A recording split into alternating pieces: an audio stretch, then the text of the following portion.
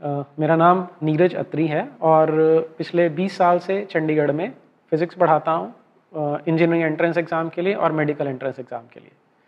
तो क्योंकि बच्चे साइंस बैकग्राउंड के होते हैं तो हिस्ट्री की डिस्कशन ऑलमोस्ट ना के बराबर होती है।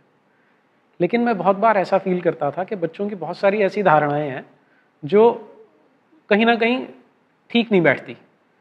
जैसे एक बार एक बच्चे से डिस्कशन चली तो उसने कहा कि हम आर्यों की संतान हैं।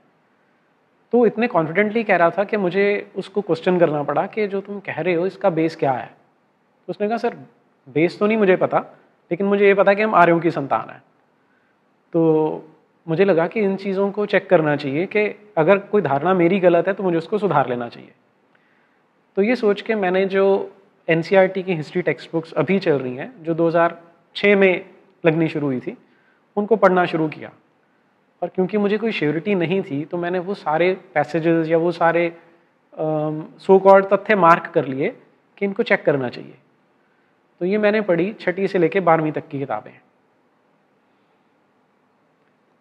इनमें फिर मैंने क्या किया, जो मुझे डाउटफुल लग रहे थे उनके मैंने RTI एप्लीकेशंस लगाए। लगभग 110 ऐसे पॉइंट्स थे जो मुझे लग रहा था कि डाउटफुल हैं।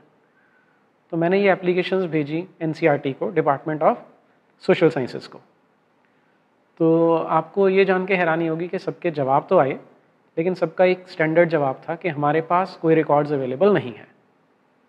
मैं आपको एक एग्जांपल से एक्सप्लेन करने की कोशिश करता हूँ। जैसे 6ठी क्लास की जो बुक है, पेज नंबर 46, ये आप स्लाइड में देख सकते हैं। उसमें लिखा है, ये ऋग्वेद की बात करें या वैदिक एरा की बात करते हैं। ऋग्वेद में मवेशियों, बच्चों और घोड़ों की प्राप्ति के लिए अनेक प्रार्थनाएं हैं। घोड़ों को लड़ाई में रथ खींचने के काम में लाया जाता था। इन लड़ाइयों में मवेशी जीत कर लाए जाते थे।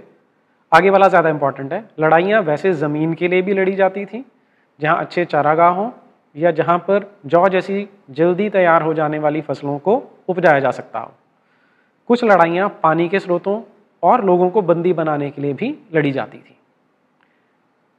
अब मेरी परसेप्शन ये थी, या हमें ऐसा बताया जाता है कि हमारा जो समाज था वो बहुत ही ज़्यादा सुशिक्षित और बहुत ही विकसित स्थिति में था, लेकिन यहाँ पर एक ऐसी इमेज बनती है कि हम तो बहुत पिछड़े हुए लोग थे जो पानी के लिए या ज़मीन के लिए लड़ रहे हैं, और फिर एक इतना गंदा काम करते हैं कि लोगों को बंदी बनाते हैं। तो अगर ये फैक्ट है, अगर ये सच है तो हमें ये पता होना चाहिए, और अगर झूठ है तो इसका खंडन होना चाहिए। इसके लिए, ये तथ्य जानने के लिए मैंने एक RTI एप्लीकेशन लगाई। वो RTI एप्लीकेशन आप फिर से ये स्क्रीन पे देख सकते हैं। इसमें मैंने 2 चीज़ें मांगी थी। इसमें मैंने मांगा था कि वो सारी की सारी ऋग्वेद की जो श्लोक हैं या ऋचाएँ हैं उनकी एक लिस्ट दो जो इसकी बैकिंग करती हैं, और उन श्लोकों की ट्रांसलेशन किसने की थी वो हमें दिया जाए, और किसने ये वेट किया था कि इसको हमने पढ़ाने के लिए कंटेंट में डालना है।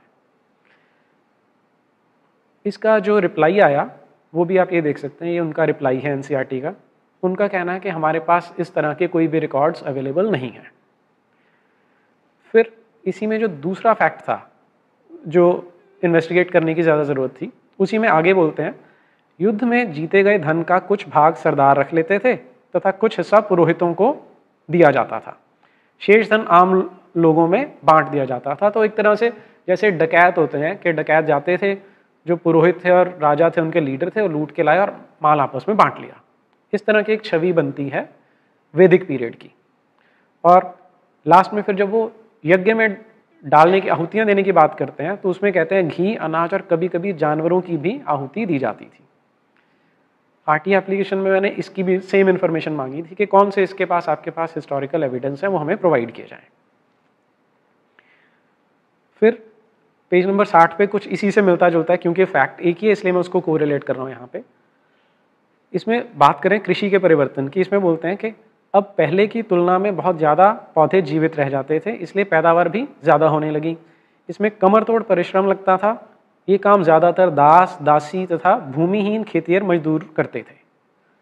तो पहले वो बता चुके हैं बच्चों को कि लोगों को बंदी बना के लाते थे, अब बता रहे हैं कि उनसे काम करवाया जाता था। अब इसके लिए जब NCERT ने मना कर दिया कि हमारे पास कोई इसके आंकड़े नहीं है, हमारे पास कोई रिकॉर्ड्स नहीं है, तो उसके बाद मैंने इस पर रिसर्च करना स्टार्ट किया। तो उसमें अब ये ऐसा पीरियड है जिसके हमारे पास कोई बहुत ज़्यादा डॉक्यूमेंट्स अवेलेबल नहीं है। जिस पीरियड की एनसीईआरटी बात करे वो आज से लगभग 2500 साल पुरानी बात है। उस टाइम का एक ही मेजर हिस्टोरिकल डॉक्यूमेंट मिलता है, वो है जो मेगास्थनीज जब इंडिया में आया था।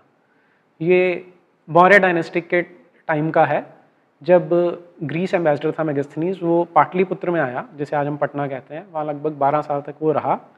उसने पूरे भारत के आसपास, जो उसके आसपास के इलाके थे, वहाँ पर घुमा फिरा और उसने फिर अपनी एक किताब तैयार किया, जिसके सारी किताब नहीं मिलती, कुछ फ्रैगमेंट्स मिलते हैं। तो उन फ्रैगमेंट्स में वो हमारे देश के बारे में क्या बताता है, ये उसका पेज नंबर 206 है। वो बताता है कि इस देश के बारे में एक बड़ी खास चीज़ है, there is a remarkable fact about India, और वो ये है कि यहाँ पर कोई एक भी गुलाम नहीं है, जो कि एनसीईआरटी की जो स्टेटमेंट्स है उससे बिल्कुल रिवर्स जाता है। फिर उसी किताब में वो बताता है कि और देशों में कई देश ऐसे हैं जहाँ पर के विदेशियों को तो गुलाम बना लिया जाता है, लेकिन हिंदुस्तान के लोग ऐसे हैं कि विदेशियों को भी गुलाम नहीं बनाते, अपने देश के लोगों को तो गुलाम बनाने की बात वो सोच भी नहीं सकते। तो हिस्ट्री और जो हिस्ट्री में पढ़ाया जा रहा है उसके अंदर मिसमैच था। फिर उसने, क्योंकि काफ़ी सारी डिस्क्रिप्शन दी है, हमारे यहाँ पर जो कास्ट सिस्टम है इसको एक बहुत ही निंदा की दृष्टि से देखा जाता है, और दुनिया भर में ये कहा जाता है कि जो हिंदुस्तानी समाज है उसकी एक सबसे बड़ी बुराई है वो कास्ट सिस्टम है। और जो ये हिस्ट्री की किताबें अभी हमारे बच्चे पढ़ते हैं उसमें भी ऐसा बताया जाता है कि जो सो कॉल्ड अपर कास्ट थे, जैसे ब्राह्मण थे या क्षत्रिय थे, वो तो रूल करते थे और बाकियों का शोषण किया जाता था। इसी के बेसिस पे बहुत सारी जो पॉलिटिकल पार्टीज़ हैं वो भी अपना कमा खा रही हैं, और बहुत सारे सो कॉल्ड आंदोलन भी इसके नाम पे चलाए जाते हैं। लेकिन अगर हम हिस्टोरिकल डॉक्यूमेंट्स देखने जाते हैं तो हमें इस तरह का कोई भी एक भी इंसिडेंट देखने को नहीं मिलता जिसमें शोषण की बात आती हो। अब ये जो मेगास्थनीज एक्सप्लेन कर रहा है उसमें वो क्या बताता है, मैं फिर से कोट करता हूँ इसको। After these the second caste consist of tillers of soil, वो किसानों की बात कर रहा है, who form the most numerous class of the population, जो सबसे ज़्यादा है हिंदुस्तान में। They are neither furnished with arms nor have any military duties to perform, कि उनको लड़ना नहीं होता, उनको वेपन्स नहीं दिए जाते, but they cultivate the soil and pay tribute to the kings and the independent cities. क्योंकि तब छोटे छोटे राज्य थे तो सबको ट्रिब्यूट दिया जाता था, आज जैसा केंद्रीकरण नहीं था उस टाइम पे। इन टाइम्स ऑफ सिविल वॉर, ये हमारे लिए ज़रूरी है कि जब अंदर लड़ाइयाँ हो भी रही होती थी, soldiers are not allowed to molest the husbandsman और रैवेज देयर लैंड्स, कि ना तो आप किसानों को कुछ कह सकते हैं और ना ही उनकी जो भूमि है उस पर कोई नुकसान कर सकते हैं। Hence, while the former are fighting and killing each other as they can, the latter may be seen close at hand tranquilly pursuing their work. कि जब ये सैनिक आपस में लड़ रहे होते थे तब भी किसान बड़े मज़े से अपने खेत में खेती कर रहा है, उसको ये चिंता ही नहीं होती थी कि उनको कोई हाथ भी लगा सकता है। अब इसमें जब एनसीईआरटी ने हमें जवाब देने से मना कर दिया, उन्होंने बोला रिकॉर्ड्स नहीं है, तो एक तो हमने रिसर्च करनी शुरू की। रिसर्च में जब हमें पता लगा कि उनके फैक्ट्स गलत हैं तो हमने एनसीईआरटी को रिप्रेजेंटेशंस डाले कि आपकी कमियां हैं, ये फैक्ट हैं, आप इनको सुधारें। इन रिप्रेजेंटेशंस का हमें कोई रिप्लाई नहीं आया, कोई जवाब नहीं आया। तो फिर हमने जो Punjab and Haryana high court है उसमें हमने एक पटिशन फाइल की इन बुक्स को सुधारने के लिए। तो कोर्ट ने ये हमें कहा कि आप जाके ये पटिशन पहले एनसीईआरटी को सबमिट करिए, अगर वो इसको सुधारते हैं तो ठीक है, नहीं तो आप हमारे पास वापस आ सकते हैं, will take up the case. तो हमने सारी पिटिशन एनसीईआरटी को भेजी, ऑल्दो पहले भी भेजी जा चुकी थी, लेकिन अब क्योंकि कोर्ट के डायरेक्शन से तो अब भेजी गई। तो एनसीईआरटी के डायरेक्टर ने कहा हम इसको देखेंगे और विल सी कि अगर कुछ इसमें करने की कोई इम्प्रूवमेंट की ज़रूरत है तो करेंगे। जब हमें लगभग 6-8 महीने हो गए एनसीईआरटी से कोई रिप्लाई नहीं आया, तो हमने आरटीआई एप्लीकेशन लगाई वहाँ पर पूछने के लिए कि क्या हो रहा है। तो हमें जवाब मिला कि वो पटिशन सारी की सारी जेएनयू को भेजी गई है, क्योंकि वहाँ के हिस्टोरियंस हैं जिन्होंने किताबें लिखी हैं। और लगभग 1 साल बाद उसका हमें जवाब आया। अब वो जो रिप्लाई है वो मैं आपके साथ शेयर करता हूँ यहाँ स्लाइड में।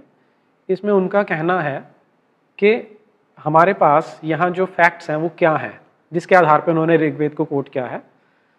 उनका कहना है कि ऋग्वेद में उन्होंने उसकी ट्रांसलेशन को यूज़ किया है कि बहुत जगह पे जो इंद्र है उसको एज वॉरियर ट्रीट किया जाता है, इसलिए हमने उसकी जो वर्सेस हैं उनको ऐसे ट्रांसलेट कर दिया कि इंद्र उनको जिताएगा और जब उनको विक्ट्री मिलेगी, जब वो जीतेंगे, तो वहाँ से वो धन लूट के लाएंगे और लोगों को लूट के लाएंगे। जबकि पूरे के पूरे श्लोक में जब आप संस्कृत में उसको पढ़ते हैं, ऐसा कोई वर्ड देखने को नहीं मिलता। और इसमें एक वर्ड पे उन्होंने जो स्ट्रेस किया, उनका कहना था term translated for lord is the epithet जीत। अब जीत हम जानते हैं कि कॉन्करर के लिए होता है, उन्होंने भी इसको माना है। फिर आगे बोलते हैं कि उसमें वर्ड है नरजीत। अब क्योंकि नरों को जीतना है, इसलिए हमने बोला कि वो कैप्चर करते थे लोगों को। इसमें आप जो हिपोक्रेसी है वो देख सकते हैं। नरजीत का मतलब कैप्चर करना नहीं हो सकता, कभी भी कॉन्कर करना तो हो सकता है, लेकिन उसको ट्रांसलेट करके, क्योंकि उन्होंने ये दिखाना था, ऐसी एक छवि प्रस्तुत करनी थी कि यहाँ के लोग पिछड़े हुए थे, यहाँ का समाज पिछड़ा हुआ था, इसलिए उन्होंने नरजीत को ऐसे ट्रांसलेट किया है कि लोगों को दास बनाया जाता था। अब जो संस्कृत के स्कॉलर हैं, हमने फिर उनसे इस बारे में चर्चा की, तो उन्होंने इससे भी ज़्यादा जो रोचक तथ्य बताया वो क्या था कि नरजीत जो एक यज्ञ किया जाता था, वो हमारे देश में इतिहास में बहुत से लोगों ने किया है और बहुत सारे उपनिषदों में भी उसका वर्णन आता है।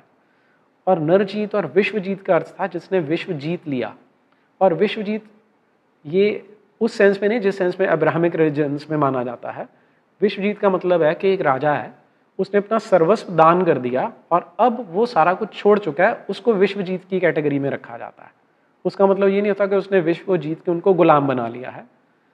तो ये हमें इसमें समझ आ गया कि इनका जो एजेंडा है वो किस तरह से हमारे देश को, हमारे देश की जो परंपराएं हैं उनके ऊपर एक ब्लॉट लगाना, एक धब्बा लगाने का काम चल रहा था।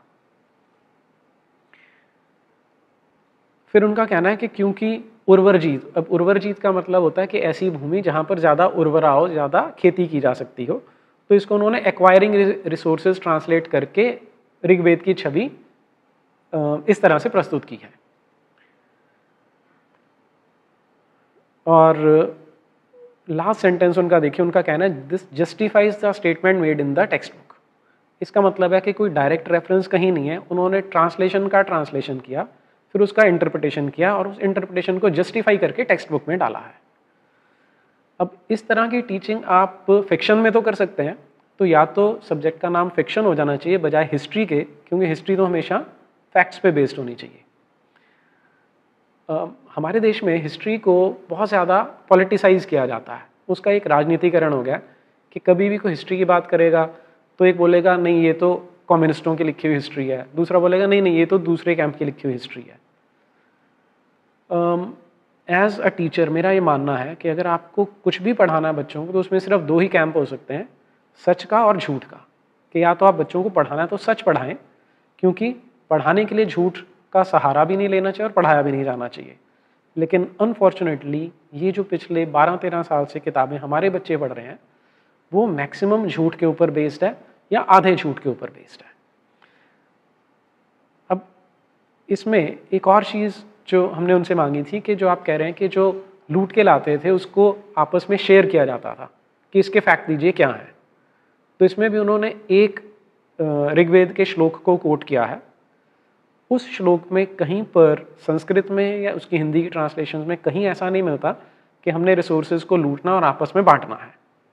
तो उन्होंने उसके लिए भी वही वाला ट्रिक लगाया कि एक अंग्रेज ऑथर की ट्रांसलेशन को लिया है।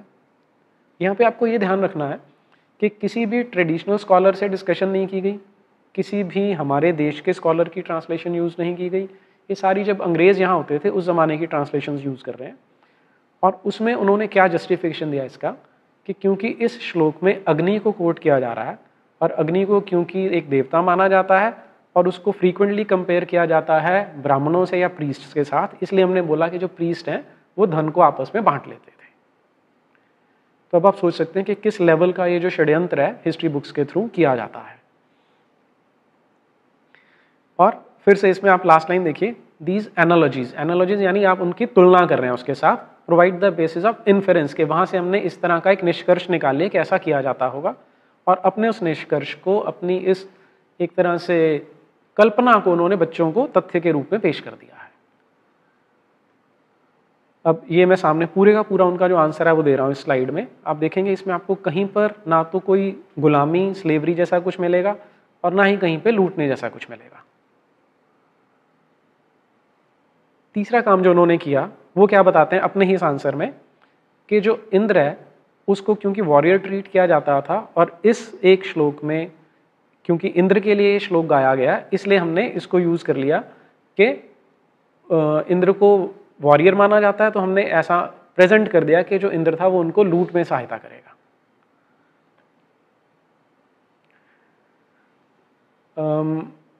इसमें मैं अभी फोकस दास प्रथा पे ही रखता हूँ, क्योंकि दास प्रथा को या गुलामी को हमारे देश में पढ़ाया जा रहा है बच्चों को कि ऋग्वेद काल में और उसके बाद भी लोगों को गुलाम बनाया जाता था। अब ये 11वीं क्लास की किताब है। इसमें कहना है कि दास प्रथा और श्रम संबंधी मुद्दों पर भी विचार कर लेना प्रासंगिक होगा। यह जब वो यूरोप की बात करते हैं। जब पहले हिंदुस्तान की बात कर रहे थे, पहले हमने वो देख लिया। अब यूरोप के बारे में उनका क्या कहना है। भूमध्य सागर और निकटवर्ती पूर्व यानी पश्चिमी एशिया दोनों ही क्षेत्रों में दासता की जड़ें बहुत गहरी थीं, और 4वीं शताब्दी में ईसाई धर्म ने राज्य धर्म बनने के बाद भी इस गुलामी की प्रथा को कोई गंभीर चुनौती नहीं दी। अब यहाँ पे वो ईसाई मत को या ईसाइयत को जोड़ रहे हैं, और उसे जब प्रेजेंट किया जा रहा है तो वेदों से बिल्कुल रिवर्स में प्रेजेंट किया जा रहा है।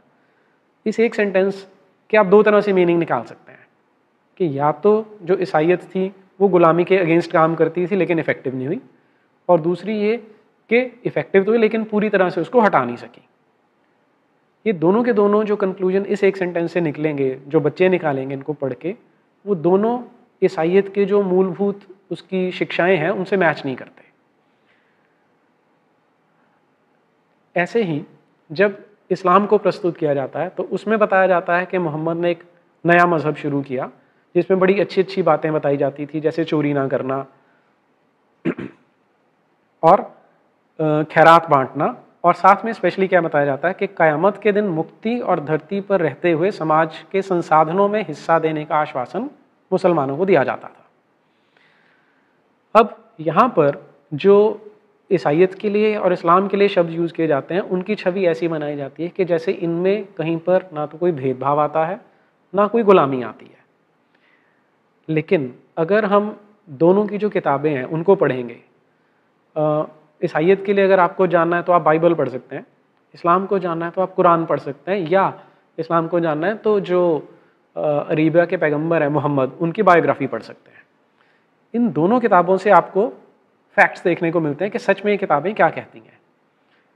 अब इसमें पहला मैं एग्जाम्पल ले रहा हूँ बाइबल में से। बाइबल का जो ओल्ड टेस्टामेंट है उसमें है जो निर्गमन चैप्टर है उसका 21 चैप्टर लेंगे, इंग्लिश में इसको एक्सोडस बोलते हैं। इसमें आप देखेंगे तो मैं इसको पढ़ के बताता हूँ। तब परमेश्वर ने मूसा से कहा, ये वे अन्य नियम हैं जिन्हें तुम लोगों को बताओगे। यदि तुम एक हिब्रू दास खरीदते हो तो उसे तुम्हारी सेवा केवल 6 वर्ष करनी होगी। 6 वर्ष बाद वह स्वतंत्र हो जाएगा, उसे कुछ भी नहीं देना पड़ेगा। तुम्हारा दास होने के पहले यदि उसका विवाह नहीं हुआ है तो वह पत्नी के बिना ही स्वतंत्र हो चला जाएगा, किंतु यदि दास होने के समय वह व्यक्ति विवाहित होगा तो स्वतंत्र होने के समय वो अपनी पत्नी को अपने साथ ले जाएगा। अब नेक्स्ट पॉइंट क्या आता है इनका, यदि दास विवाहित नहीं होगा तो उसका स्वामी उसे पत्नी दे सकेगा। यदि वह पत्नी पुत्र या पुत्रियों को जन्म देगा तो वह स्त्री तथा बच्चे उस दास के स्वामी के होंगे। अपने सेवन काल के पूरा होने पर केवल वह दास ही स्वतंत्र किया जाएगा। ये मैं एक एग्जाम्पल दे रहा हूँ, लेकिन अगर आप ओवरऑल बाइबल का बेशक ओल्ड टेस्टामेंट या न्यू टेस्टामेंट देखेंगे, कहीं पर भी गुलामी या स्लेवरी के अगेंस्ट इसमें कोई एक शब्द आपको देखने को नहीं मिलता। उसके ठीक विपरीत गुलामी की जो फेवर है या दास प्रथा की जो फेवर है वो बाइबल में आपको सब जगह मिल जाएगी। अब आप अगर इसी एक पैराग्राफ को एनालाइज करते हैं तो अगर किसी के बच्चों को और उसकी पत्नी को गुलाम बनाया जा रहा है, इसका मतलब है वो सारी उम्र वहाँ गुलाम रहने वाला है। ऐसे ही इसी चैप्टर में आप आगे आए तो ये है उसका वर्स नंबर 20। कभी कभी लोग अपने दास और दासियों को पीटते हैं। यदि पिटाई के बाद दास मर जाए तो हत्यारे को अवश्य दंड दिया जाए, किंतु यदि मरता नहीं और कुछ दिनों बाद वह स्वस्थ हो जाए तो उस व्यक्ति को दंड नहीं दिया जाएगा। यानी कि अगर मर जाता है सिर्फ उस केस में पनिशमेंट है, अगर बच जाता है, उसके हाथ पैर टूट गए हैं, वो अपाहिज हो गया तो उसको दंड नहीं दिया जा सकता। तो आप सोच सकते हैं कि किस तरह की टीचिंग्स बाइबल में दी हैं। लेकिन हमारे बच्चों को जो पढ़ाया जा रहा है वो इससे बिल्कुल रिवर्स पढ़ाया जा रहा है। अब इंग्लिश में एक वर्ड आता है डिस्प्लेसमेंट, जिसमें हम बोलते हैं कि एक शब्द को हटा के उसके जगह दूसरा डाल दिया। वैसा हिंदी में मुझे शब्द पता नहीं है, लेकिन यहाँ एग्जैक्टली वैसा ही हो रहा है कि जो हिंदुस्तानी परंपराएं उनकी जगह पे क्रिश्चियन परंपराओं को डालेंगे तो उनसे आप देखेंगे कि बिल्कुल एक दूसरे से उल्टा पढ़ाया जाता है उनके बारे में। एग्जाम्पल्स बहुत सारे हैं, मैं एक और कोट करता हूँ, ये न्यू टेस्टामेंट में से है, क्योंकि बहुत बार ये भ्रम पैदा किया जाता है कि ओल्ड टेस्टामेंट में हो सकता है ऐसा हो, लेकिन न्यू टेस्टामेंट में ऐसा नहीं होगा। तो ये न्यू टेस्टामेंट में से है, लोग जो अंधविश्वासियों के जुए के नीचे दास बने हैं उन्हें अपने स्वामियों को सम्मान के योग्य समझना चाहिए, ताकि परमेश्वर के नाम और हमारे उपदेशों की निंदा ना हो। और ऐसे दासों को भी जिनके स्वामी विश्वासी हैं, बस इसीलिए कि वे उनके धर्म भाई हैं, उनके प्रति कम सम्मान नहीं दिखाना चाहिए। यहाँ पे मेनली वो ये बता रहे हैं कि अगर कोई क्रिश्चियन का गुलाम क्रिश्चियन है तो भी उसको पूरा काम करना चाहिए, उसको ये सोच के कि क्योंकि मैं भी सेम मजहब का हूँ, कम काम करने से काम नहीं चलेगा। तो आप देख सकते हैं किस तरह से गुलामी की प्रथा को इंस्टीट्यूशनलाइज किया जा चुका है इसमें, लेकिन ये हमारे बच्चों को नहीं बताया जाता।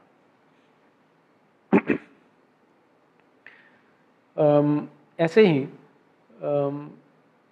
अगर जो पैगंबर है मोहम्मद, उनके जीवनी को आपको देखना हो तो जीवनी भी मिलती है, लेकिन उसके अलावा जो हदीसें हैं जिनको एक ऑथेंटिक सोर्स माना जाता है इस्लामिक एजुकेशन का या इस्लामिक वे ऑफ लाइफ का, तो आप उन हदीसों में देखेंगे कि जो पैगंबर मोहम्मद हैं उन्होंने जीवन भर गुलामों को लिया भी और उनको बेचा भी और इस प्रथा को प्रोपेगेट भी किया।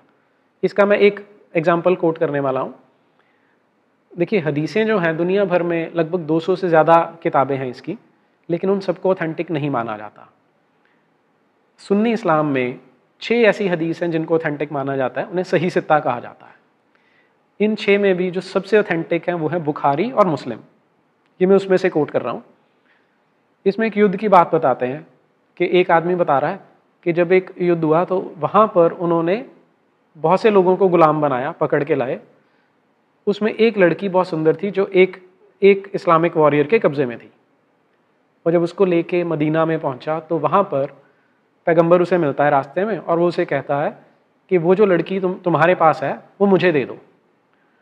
तो ये जो वॉरियर है बोलता है कि मैंने अभी उसके कपड़े नहीं उतारे हैं, लेकिन मैं अभी उसको दे नहीं रहा हूँ। तो फिर वो बताता है कि अगले दिन पैगंबर दोबारा मिलते हैं उसको मार्केट में, और फिर वही बोलते हैं कि वो लड़की मुझे दे दो। तो बोलता है कि अल्लाह के रसूल, मैं ये लड़की आपको दे देता हूँ। फिर वो अल्लाह के रसूल क्या करते हैं, उस लड़की को ले जाके बेच देते हैं और उसके बदले में कुछ मुसलमानों को छुड़ा के लाते हैं। तो ये प्रथा इस्लाम में और क्रिश्चियनिटी में दोनों में पूरी तरह से लीगल है और पूरी तरह से वैलिड रही है। लेकिन अगर आप हमारी हिस्ट्री बुक्स देखेंगे तो इसमें इनके बिल्कुल उल्टा पढ़ाया जाता है कि ये दोनों जो रिलीजन्स हैं ये गुलामी के अगेंस्ट काम करते हैं, लेकिन ऋग्वेद जो है वो गुलामी की फेवर करता है। सिमिलरली अगर आप लूट की बात करें तो बाइबल में ऐसे बहुत सारे रेफरेंसेस आते हैं जहाँ पे ये बोला जाता है कि आप नॉन क्रिश्चियंस पे जाके अटैक करेंगे तो वहाँ से जो आप लूट के लाते हैं आपस में उसको बांट सकते हैं।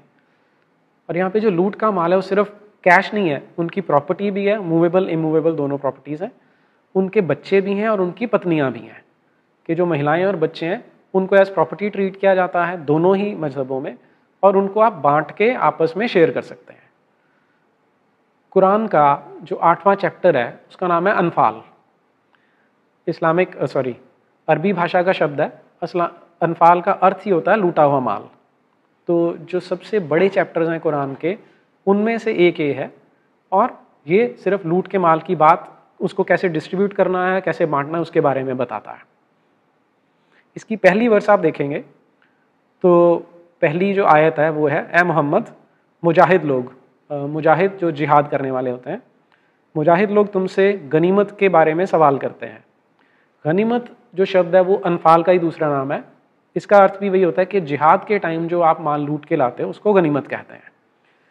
तुमसे गनीमत के बारे में सवाल करते हैं कि क्या हुक्म है। कह दो कि गनीमत खुदा और उसके रसूल का माल है, तो खुदा से डरो और आपस में सुलह रखो, और अगर ईमान रखते हो तो खुदा और उसके रसूल के हुक्म पर चलो। मोमिन तो वे हैं कि जब खुदा का जिक्र किया जाता है तो उनके दिल डर जाते हैं, और जब उन्हें उसकी आयतें पढ़कर सुनाई जाती हैं तो उनका ईमान और बढ़ जाता है और वे अपने परवरदिगार पर भरोसा रखते हैं।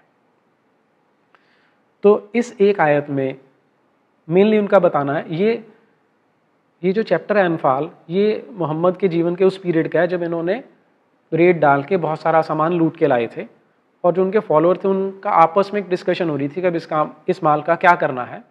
तो ये एक आयत ये बताती है कि जो लूटा हुआ माल है उसको मुसलमान आपस में बांट के खा सकते हैं, आपस में शेयर कर सकते हैं।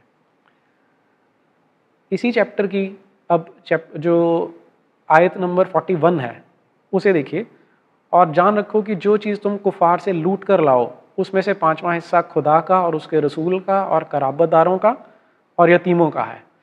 तो अब ये जो प्रैक्टिस है ये पिछले 1000 साल तक तो कॉन्टिन्यूसली फॉलो होती रही है कि जहाँ पर भी जिहाद करने के लिए मुसलमान जाते थे वहाँ से जो माल लूट के लाए उसमें से 20% मोहम्मद के लाइफ टाइम में वो मोहम्मद को दिया जाता था, उसके बाद फिर वो इस्लाम के लिए या जो खलीफा होता था उसके हिस्से में चला जाता था। और आज भी अगर आप ISIS को देखें, जो Islamic state of Iraq and Syria है, वहाँ पे वो लोगों का यही कहना है कि जब हम लूट के लाते हैं तो बेशक महिलाएं हैं कोई भी है, उसमें से जो 80% है वो उन लुटेरों के लिए, वो उन मुजाहिदों के लिए होता है, क्योंकि वो आपस में उसको बांट सकते हैं as per teachings of Islam या कुरान। और यहाँ पे जो कुफार शब्द है वो कंफ्यूजन ना रहे इसलिए मैं क्लियर कर दूं कि वो काफिर का जो प्लूरल है, नॉन मुस्लिम से लूट कर लाना है उसकी शेयर है ये। अभी रिसेंटली एक ISIS का वीडियो वायरल हो रहा था जिसमें उन्होंने दिखाया कि जो यज़दी लड़कियां उनको आपस में वो बांट रहे थे और एक दूसरे से खरीद रहे थे। वो वीडियो आपको देखने को मिल जाता है। अब इसके बारे में जो कुरान में इंस्ट्रक्शंस हैं वो चैप्टर नंबर 4 में उसकी जो वर्स नंबर 24 है उसमें देखने को मिलती हैं। मैं इसको पढ़ देता हूँ एक बार। और शौहर वाली औरतें भी तुम पर हराम हैं मगर वे जो कैद होकर लौंडियों की शक्ल में तुम्हारे कब्जे में आ जाएं। तो ये आयत क्लियर करती है कि जो लेडीज़ भी उनके कब्जे में आ जाती हैं उनको वो अपनी इच्छा से यूज़ कर सकते हैं क्योंकि वो उनके लिए जायज़ हैं। और यहाँ पे जो फुट नोट है उसको अगर आप पढ़ेंगे तो उस फुट नोट में बताया है, यानी दारुल हर्ब की औरतें अगर खाविंद वाली हों तो भी हराम नहीं, that means even if they are married, अगर वो शादीशुदा हैं तो भी तुम्हारे लिए हराम नहीं है, जबकि दारुल हर्ब से निकले और उनके साथ खाविंद ना आए, कि आपने उनको दारुल हर्ब यानी वो लैंड जहाँ पे इस्लाम का कब्जा नहीं है, अगर वहाँ से आप उनको लूट के ले आते हो तो वो आपके लिए हैं, उनके हस्बैंड नहीं आए हैं। अगर उनके खाविंद भी मुसलमान हो जाएं, दैट मीन्स अगर उसका हस्बैंड कन्वर्ट हो जाता है तो अपनी जोरू ले लें, तो अपनी वाइफ उनको वापस मिल सकती है, अदरवाइज वो उस मुजाहिद की प्रॉपर्टी हो जाती है, वो उनके साथ जैसा चाहे व्यवहार वैसा कर सकता है। तो इससे आपको ये क्लियर हो जाएगा कि जो स्क्रिप्चर्स हैं उनकी कोटेशंस और जो एक्चुअली में फॉलो किया जाता है उनकी जो सच्चाई है, उनके जो तथ्य हैं वो कुछ और हैं, लेकिन हमारे देश में जो उनके बारे में पढ़ाया जा रहा है उससे बिल्कुल उल्टा है कि ऐसा शो किया जाता है कि ये गुलामी के बारे में कोई बात करते ही नहीं है। अब ये जो मैं एग्जांपल दे रहा हूँ इसमें सिर्फ ऐसा नहीं कि हिंदुओं के लिए शौक है, इसमें जो मुसलमान हैं उनको भी इसमें शौक लगता है कि उन्होंने तो कभी इस चीज़ के बारे में पढ़ा ही नहीं था। अगर आप इसको देखेंगे तो एक आम बच्चा किसी भी घर में पैदा हो, वो हिंदू है या मुसलमान है, उसको कितनी भी अच्छाई उसके अंदर हो सकती है, कितनी भी बुराई हो सकती है। अब ये डिपेंड करता है कि जैसे जैसे वो बड़ा हो रहा है उसको क्या, उसकी आइडियोलॉजी क्या बनाई जा रही है, उसके माइंड में क्या चीज़ें फीड की जाती हैं। अब एक आम तौर पे क्या होता है, जो ये मज़हब के ठेकेदार बने होते हैं उनको भी पता है कि अगर वो बच्चों को ये सच्चाइयाँ बता देंगे तो हो सकता है वो उनको छोड़ के चले जाएं, इसलिए उनको ये बताया नहीं जाता। एक तरह से उनसे भी चीज़ें छिपी हैं क्योंकि उनको कहा जाता है कि अगर आपने कुरान पढ़नी है तो आपको ये अरबी में पढ़नी चाहिए, और अरबी उनको समझ में नहीं आती, इसलिए उनको भी जो एक्चुअल कंटेंट हैं कुरान के या इस्लाम के वो कोई अच्छे से समझ में नहीं आए होते हैं। कोई इस्लाम को ये जानने के बाद फॉलो करता है वो एक अलग मैटर है, वो उनका पर्सनल चॉइस हो सकता है, लेकिन हमें एज अ नेशन ये देखना चाहिए कि ये जिस तरह की टीचिंग्स हमारे यहाँ पर स्क्रिप्चर्स के अंदर दी हुई है, क्या वो हमारे देश की डेमोक्रेटिक वैल्यूज़ के साथ, हमारी कॉन्स्टिट्यूशनल एथोस के साथ, या हमारे जो आज का सामाजिक ढांचा है उसके साथ मैच करती हैं। और अगर नहीं करती तो क्या हम इनको सिर्फ इसलिए छोड़ सकते हैं कि किसी के रिलीजियस सेंटिमेंट हर्ट हो सकते हैं। एक ये तो प्योरली जो स्क्रिप्चरल एस्पेक्ट आता है। अब इसमें क्या किया जा रहा है जब से हमें इंडिपेंडेंस मिला है 47 से, तब से किताबें इस तरह का एक पोर्ट्रेयल दिखाती हैं जिसमें कि एक इस तरह की पिक्चर बन रही है कि जो तो आउट ऑफ इंडिया आइडियोलॉजीज़ हैं वो ज़्यादा अच्छी थी, जबकि जो हमारे देश में जितनी आइडियोलॉजीज़ हैं वो या तो रिग्रेसिव रही हैं या मिसोगाइनिस्ट रही हैं, कि उनमें या तो शोषण ज़्यादा होता था या महिलाओं का शोषण किया जाता था या वो समाज को बांटने का काम करती थी। एक्चुअल पिक्चर क्या है, अगर आप देखेंगे कि जितने भी आउट ऑफ इंडिया आइडियोलॉजीज़ हैं, आप उनको अब्राहमिक रिलीजन्स कह सकते हैं, वो समाज को भी बांटती हैं दो ब्रॉड हिस्सों में, कि एक मान लीजिए अगर हम बाइबल का एग्जाम्पल लें तो एक क्रिश्चियन है, दूसरा नॉन क्रिश्चियन है। अगर आप इस्लाम का एग्जाम्पल लें तो एक मोमिन है और दूसरा काफिर है। तो ये इस तरह की बाइनरी जो है इन दोनों में प्रेजेंट है, जो आपको किसी भी इंडिक रिलीजन में या जो हमारे देश के जितने भी मत पंथ संप्रदाय हैं उनमें आपको कहीं भी देखने को नहीं मिलती है। अब ये जो निगेशनिज्म है या नकारवाद है, ये हमारे देश में क्यों चलाया जा रहा है? सेक्युलरिज्म के नाम पर चलाया जा रहा है या इसके पीछे कोई पॉलिटिकल एजेंडा है, वो तो मैं दर्शकों के ऊपर छोड़ने वाला हूँ। लेकिन हमें एक जो फ़र्क समझने की ज़रूरत है, कई बार हमें गलतफहमी हो जाती है कि इसमें अकेला जो हिंदू है वही एक विक्टिम है। हमें ये मान के चलना चाहिए कि जो मुसलमान है इस देश में, उसके भी पूर्वज तो हिंदू ही थे। कभी वो कन्वर्ट हो गया, कभी तलवार के ज़ोर पे या कभी उसको जिजिया के ज़ोर पे कन्वर्ट कर लिया गया है, लेकिन उसको भी जब तक हम यहाँ की जो डेमोक्रेटिक वैल्यूज़ हैं, जो यहाँ की आइडियोलॉजी हैं, वो नहीं बताएंगे और उसको जब तक ये समझ में नहीं आएगा कि उसको किधर लेके जाया जा रहा है और उसके जो स्क्रिप्चर्स हैं वो क्या कहते हैं, तब तक मुझे लगता है कि हमारे देश में ये जो एक आए दिन हमें संकट देखने को मिलता है वो बना रहेगा। और इसे दूर करने का सबसे अच्छा जो तरीका है हमारे देश में वो हमारा एजुकेशन सिस्टम है। लेकिन अनफॉर्चुनेटली उसी एजुकेशन सिस्टम को, जिस पे हम विश्वास करते हैं कि वो सच पढ़ाएगा, उसी को यूज़ करके बिल्कुल उल्टा काम किया जा रहा है। और ये आज से नहीं है, ये जब से हमें इंडिपेंडेंस मिली है तब से चल रहा है।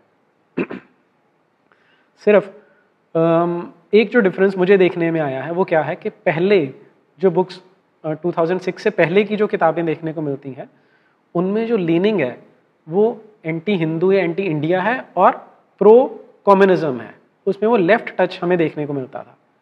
लेकिन अभी जो करंट बुक्स हैं, इनमें एक जो नया ट्रेंड आपको देखने को मिलेगा वो है ये क्रिश्चियनिटी की फेवर में या मिशनरीज की फेवर में ज़्यादा टिल्ट किया हुआ है। और जो नैरेटिव बनाया है उसको अगर आप ब्रॉडली क्लासीफाई करें तो वो, जिसे आजकल हम ब्रेकिंग इंडिया फोर्सेस कहते हैं, उनके बिल्कुल पैटर्न पे तैयार किया गया। एक तो नॉर्थ साउथ डिवाइड क्रिएट करता है कि नॉर्थ और साउथ में जो एक तो कल्चरल डिफरेंस है और दूसरा ये प्रिटेंड किया जाता है, ऐसा एक डिपिक्शन किया जा रहा है कि जो नॉर्थ है और जो साउथ है वो कभी भी इंडिया या भारत का हिस्सा रहा ही नहीं है, जो कि फिर से हिस्टोरिकली बिल्कुल गलत है। क्योंकि हम यहाँ के सोर्सेज को तो छोड़ ही दें, अगर हम जो विदेशी यहाँ आए थे, मान लीजिए हम मेगास्थनीज का एग्जाम्पल लेते हैं, या उसके बाद अल-बेरूनी आया आज से लगभग 1000 साल पहले, फिर 1300 के आसपास अमीर खुसरो आता है। ये सारे जो हिंदुस्तान को डिस्क्राइब कर रहे हैं, उनकी बाउंड्रीज बताते हैं, वो सारी की सारी बाउंड्रीज हिमालय से शुरू होती हैं और पूरे हिंद महासागर तक जाती हैं। तो ये एक आर्टिफिशियल कंस्ट्रक्ट है, जो फिर से जो मिशनरीज नेटवर्क जब से यहाँ पे एक्टिव हुआ, उन्होंने ये नॉर्थ साउथ डिवाइड क्रिएट किया था। और जो आज की प्रेजेंट बुक्स हैं ये उसी को और आगे बढ़ा के लेके जाती हैं। फॉर एग्जांपल, ये 7वीं क्लास की किताब है, पेज नंबर 3 पे इसमें लिखा गया है कि जो दक्षिण भारत है वो कभी भी हिंदुस्तान में सम्मिलित नहीं था, जो हिस्टोरिकली बिल्कुल गलत स्टेटमेंट है, लेकिन क्योंकि ये देश तोड़ने वाली किताबें हैं इसलिए इनमें इनको प्रेजेंट किया गया है। दूसरा डिवीजन, जो ब्रॉडर डिवीजन ये किताबें करती हैं, वो है मैन वर्सेस वुमेन का। ऐसा दिखाने की कोशिश की गई है कि यहाँ की जो प्राचीन परंपराएं थी वो एंटी वुमेन थी, कि महिला विरोधी थी वो। तो इससे उनका एक ऑब्जेक्टिव आ रहा है कि 50% ऑफ पॉपुलेशन बाकी की 50% पॉपुलेशन के एंटागोनिस्टिक हो सकती है, और फिर से एक नई डिवीजन, एक नई फॉल्ट लाइन क्रिएट करती है, इस तरह की आर्टिफिशियल डिवीजन। तीसरा जो डिवीजन ये क्रिएट करते हैं वो लिंग्विस्टिक बेसिस के ऊपर, कि जो लैंग्वेजेस हैं उनको भी एक के सामने रख के उसको पिट किया जाता है। फॉर एग्जाम्पल, सबसे ज़्यादा बड़ा टारगेट इन किताबों में बनाया है संस्कृत को। अब डायरेक्टली तो इस संस्कृत पे अटैक नहीं कर सकते। अगर आप संस्कृत की पॉलिटिक्स भी देखेंगे तो जिस समय अर्जुन सिंह एजुकेशन मिनिस्टर बने थे तो उन्होंने संस्कृत को एक तरह से साइडलाइन कर दिया था। उस टाइम कुछ सोशल एक्टिविस्ट थे जिन्होंने पिटिशन डाली हाई कोर्ट में, सुप्रीम कोर्ट में, और सुप्रीम कोर्ट ने जजमेंट दिया था कि संस्कृत को करिकुलम में मिलाना पड़ेगा। तो वहाँ से क्योंकि सुप्रीम कोर्ट का डंडा था इसलिए इनको वापस संस्कृत ऐड करनी पड़ी। फिर बीच में जब सरकार चेंज हुई तो एक पिटिशन फाइल किया गया था फिर से सुप्रीम कोर्ट में, जिसमें ये कहा गया था कि जो संस्कृत है उसको पढ़ाना सेक्युलरिज्म के अगेंस्ट जाता है। ये पिटिशन एक बड़ी फेमस यहाँ की सोशल एक्टिविस्ट हैं अरुणा रॉय, उन्होंने कुछ लोगों के साथ मिलकर की थी, जो बाद में सोनिया गांधी की नेशनल एडवाइजरी कमेटी की मेंबर रही हैं, प्रोमिनेंट मेंबर रही हैं। उस पिटिशन को सुप्रीम कोर्ट ने डिसमिस कर दिया था क्योंकि सुप्रीम कोर्ट का ये मानना था कि जो संस्कृत है वो हमारे देश की जो एथोस है, जो हमारे देश की संस्कृति है, उसकी जान है, और उसे जाने बिना कभी भी बच्चे इस देश की संस्कृति को नहीं जान सकते। तो जब वो रास्ता बंद हुआ, अब जो प्रेजेंट किताबें हैं इनमें संस्कृत का जो विरोध है वो साइकोलॉजी को या जो आजकल हम बोलते हैं कि मनोविज्ञान को यूज़ करके किया जा रहा है। इसके लिए जो टूल यूज़ किए जाते हैं, अब एक मनोविज्ञान की एक टेक्निक होती है जिसे बोला जाता है गिल्ट बाय एसोसिएशन, कि आप कोई दो चीज़ों को आपस में जोड़ दो, अगर एक बुरी है तो साथ में जुड़ी दूसरी ऑटोमेटिकली बुरी लगने लग जाती है। तो जहाँ पर भी कहीं पे महिलाओं के दमन की बात आती है वहाँ पे जानबूझ के संस्कृत को जोड़ दिया जाता है। फॉर एग्जांपल, ये 8वीं क्लास की किताब में दिया गया है कि पंडिता रमाबाई थी जो संस्कृत की एक महान ज्ञाता थी, और उनका कहना है कि जो हिंदू धर्म है वो महिलाओं का दमन करता है। तो इनडायरेक्टली मीनिंग ये आता है कि जो संस्कृत के शास्त्र हैं वो महिलाओं के दमन के लिए एक निर्णायक कड़ी है। इस तरह की जो किताबें हमारे बच्चे पढ़ रहे हैं, अब हम तो नॉर्मली एक्सपेक्ट करते हैं कि एनसीईआरटी एक डेमोक्रेटिक संस्था है जिस पे हम रिलाई करते हैं, लेकिन एज अ समाज, एज अ सोसाइटी शायद हमने कहीं गलती कर दी है कि हमने इन संस्थाओं के ऊपर चेक्स और बैलेंसेस नहीं रखे, जिसके कारण ये पिछले 14-15 साल से इस तरह का डिवाइसिव एजेंडा हमारे बच्चों के बीच में, अब ये किताबें करोड़ों बच्चे पढ़ते हैं, हर साल पढ़ते हैं, उनके बीच में हर साल जा रहा है।